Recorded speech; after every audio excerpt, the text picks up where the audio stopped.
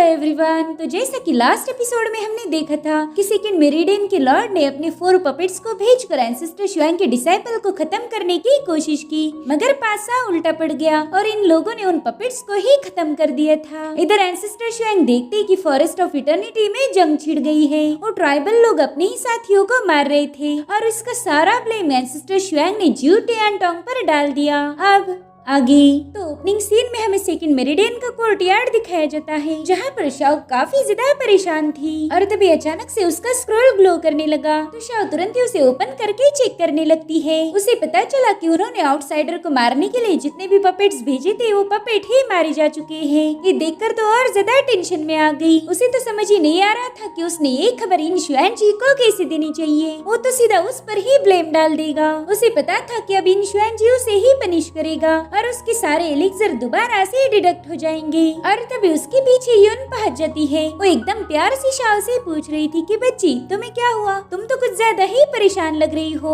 Shao भी उससे काफी ज्यादा डर गई। वो पूछती कि तुम कौन हो और तुम यहाँ पर अंदर कैसे आ गई, जिस पर यून कह रही थी कि देखो तुम इन सारे सवालों को भूल जाओ, मुझे पता है तुम बहुत ज्यादा परेशान हो और मेरे ख्याल से तुम्हें एक नींद की सख्त जरूरत है, इसलिए तुम आराम से सो जाओ और हम अपना काम करेंगे। जिसके बाद यून ने अपनी पावर से शाओ को बेहोश कर दिया। साथ ही यून ने उसका स्क्रॉल भी उठा लिया। वो तुरंत ही उस स्क्रॉल को चेक करने लगती है और उसमें यून को कुछ इम्पोर्टेंट इन्फॉर्मेशन मिल गई, जिसे पढ़ते वो काफी ज्यादा शॉक हो गई थी। अब अगले सीन में हमें सेकंड मेरिडियन का वही सीक्रेट चेम्बर दिखाया जाता है, जहाँ पर इन शुआन जी ने फुइन को कैद करके रखा था। वो फिंगजू को मिस करते हुए कह रही थी कि प्लीज मुझे ढूंढते हुए यहाँ मत आना, वरना ये लोग तुम्हें खत्म कर देंगे। मैं बिल्कुल नहीं चाहती कि तुम मेरी वजह से अपनी जान को जोखिम में डालो। और तभी शाओ वहाँ पर पहुँच गई। वो कह रही थी कि फिंगजू तो यहाँ पर नहीं आया, लेकिन हाँ मैं उसके बदले यहाँ चली आई। फुइन उससे पूछती कि आखिर तुम हो कौन, मगर शाओ इस पर कोई जवाब नहीं देती। उल्टा वो फुइन से पूछ रही थी कि आखिर ये लोग तुम्हारे साथ क्या कर रहे हैं। जिसके बाद वो फुइन को आजाद करने के लिए आगे बढ़ ही चुकी थी कि तभी वहाँ पर इन शुआन जी पहुँच गया। वो कहते शाओ ये तो तुम्हारे काम का वक्त है, फिर तुम नक्शा घर छोड़ के यहाँ पर क्या कर रही हो। जिस पर शाओ कहती कि आपने आउटसाइडर्स को मारने के लिए जो भी डिवाइन पपेट भेजे थे वो सब के सब मारे गए। वो आउटसाइडर्स काफी ज्यादा खतरनाक है और मेरे ख्याल से ये लड़की भी उन आउटसाइडर के साथ कनेक्टेड है, इसलिए मैं उससे सवाल पूछने यहाँ आई थी। मगर इन शुआन जी तो बस शाओ को घुरे जा रहा था। उसे ऑलरेडी इस लड़की पर शक हो चुका है और ये बात शाओ भी समझ गई थी, इसलिए उसने चुपके से अपनी ब्लेड को समन कर लिया। इधर फुइन को भी पता चल गया था कि ये रियल शाओ नहीं हो सकती और तभी इन शुआन जी शाओ के कंधे पर हाथ रख देता है। वो कह रहा था अच्छा तो तुम यहाँ पर इंक्वायरी करने आई थी। जिस पर वो कह रही थी हाँ सीनियर, सेकंड मेरिडियन को बचाना ही तो मेरी जिम्मेदारी है। इन शुआन जी उसकी बातें सुनकर थोड़ी देर खामोश था। फिर वो कहता है कि तुम तो शाओ की एक्टिंग काफी अच्छे से कर लेती हो, लेकिन तुम एक बात भूल गई। देखो जिस शाओ को मैं जानता हूँ वो बिल्कुल भी किसी चीज को जिम्मेदारी से नहीं पूरा करती और ना ही वो अपने काम का जरा भी टेंशन लेती है। ये सुनकर शाओ ने तुरंत ही उसका हाथ अपने कंधे से हटाकर अपनी ब्लेड से उस पर अटैक करने की कोशिश की, लेकिन इन शुआन जी बेंट होकर उसके अटैक से बच जाता है। वो शाओ की ब्लेड की तारीफ करते हुए कह रहा था कि ये तो स्पेशल आर्टिफैक्ट का अल्टीमेट ट्रेजर है और इस ब्लेड को हेवनली ब्लेड का नाम भी दिया गया है। इधर शाओ अपनी ब्लेड गोल गोल घुमाते हुए इन शुआन जी पर अटैक करने की कोशिश कर रही थी, लेकिन इन शुआन जी उसके हर एक अटैक को डॉज करते हुए उससे पूछता है कि बताओ ये हेवनली ब्लेड तुम्हारे पास कहाँ से आ गई। और मीनवाइल शाओ ने उस पर एक खतरनाक अटैक कर दिया, जिससे इन शुआन जी को थोड़ा सा पीछे हटना पड़ता है। इधर शाओ भी अपनी हेवनली ब्लेड को घुमाते हुए कह रही थी कि चलो अब बाहर आने का वक्त हो चुका है। जिसके बाद उसने अपनी उसी ब्लेड से वहाँ पर एक पोर्टल ओपन कर दिया। इन शुआन जी तो उस पोर्टल को देखकर काफी ज्यादा हैरान हो जाता है और अब उस पोर्टल में से सबसे पहला टिनफिंग बाहर निकला। टिनफिंग शॉक होकर पूछता है अरे ये जगह कौन सी है और ये बंदा कौन है। इधर इन शुआन जी कहते हैं लड़की ये अकेला बंदा मेरा क्या उखाड़ लेगा, लेकिन फिर टिनफिंग के पीछे पीछे एंसेस्टर शुआंग के दूसरे डिसाइपल भी वहाँ पर पहुँचने लगे। रेंशु कह रही थी चलो चलो जल्दी से बाहर आ जाओ वरना पोर्टल बंद हो जाएगा, इसलिए एक के बाद एक वहाँ पर एंसेस्टर शुआंग के सभी डिसाइपल पहुँच गए। इधर इन शुआन जी इतने सारे लोगों को देखकर कह रहा था कि अरे वाह तुमने तो पूरी फौज ही बुला ली और तुम्हारी फौज में तो एक कुत्ता भी है। अब इन सब लोगों की नजर पड़ती है शाओ पर। टिनफिंग कह रहा था कि तुम हो कौन, मैंने तो तुम्हें पहली बार देखा है, लेकिन पता नहीं क्यों मुझे ऐसा फील हो रहा है कि तुम मेरी दोस्त हो। इधर कॉन्गलिन भी उसकी स्मेल को सूंघते हुए पहचान जाती है। वो कह रही थी अरे ये तो अपनी यून है। यून हम तो तुम्हें कब का ढूंढ रहे थे और देखो तुम तो यहाँ पर सेकंड मेरिडियन में हो। जिस पर यून कह रही थी कि हमारे एंसेस्टर हमें भूले नहीं हैं। उन्होंने मुझे एक खास ट्रेजर दिया था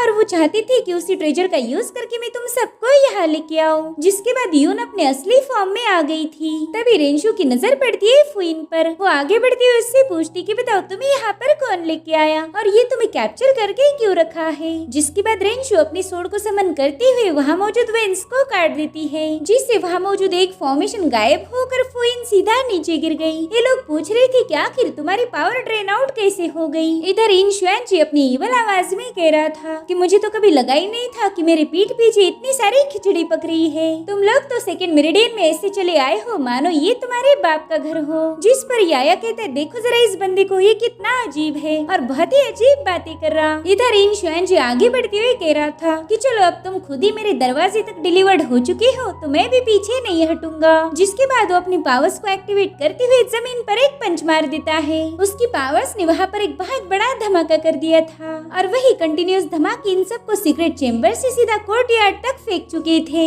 इन शुआनजी भी उनका मुकाबला करने पहुंच जाता है। अब उसने तुरंत ही अपनी अजीब सी पावर को एक्टिवेट कर दिया, जिससे वहाँ पर बहुत ही स्ट्रॉन्ग ऑरा फैलने लगी। अब उस ऑरा को ऑब्जर्व करके यूचेन समझ गई। वो कह रही थी कि ये तो डेथ ऑरा है। ऐसी स्ट्रॉन्ग डेथ ऑरा तभी क्रिएट होती है जब किसी को जबरदस्ती मारा जाए। इस ऑरा में बहुत ही ज्यादा गुस्सा और नाराजगी है। इधर इन शुआनजी उस ऑरा को सूंघते हुए कह रहा था कि ये तो काफी ज्यादा प्लीजेंट है। ये सब सुनकर इन शुआनजी उन्हें बताने लगता है कि मेरी सेकंड मेरिडियन में हजारों सालों से इमॉर्टल कल्टीवेटर मरते आए हैं। उनकी बॉडी से निकलने वाला गुस्सा और उनकी नाराजगी इस ऑरा में मिक्स हो चुकी है। फिर उसी ऑरा ने लाखों सालों तक कंडेंस होने के बाद नेदर व डिवाइन बोन को क्रिएट किया। ये लोग देखते कि वहाँ पर हड्डियों से बना हुआ मॉन्स्टर आ चुका है जो कि दिखने में बहुत ही ज्यादा भयानक था। इधर इन शुआनजी नेदर व डिवाइन बोन से कहता है कि जाओ मेरे बच्चे और इन सब का शिकार करो। इसलिए वो मॉन्स्टर भी बड़ी ही तेजी से इनकी तरफ भागने लगता है। ये देखकर कॉन्गलिन तुरंत ही अपनी पॉइजनस पावर को एक्टिवेट कर देती है, मगर उसके अटैक का भी उस मॉन्स्टर पर कोई असर नहीं होता।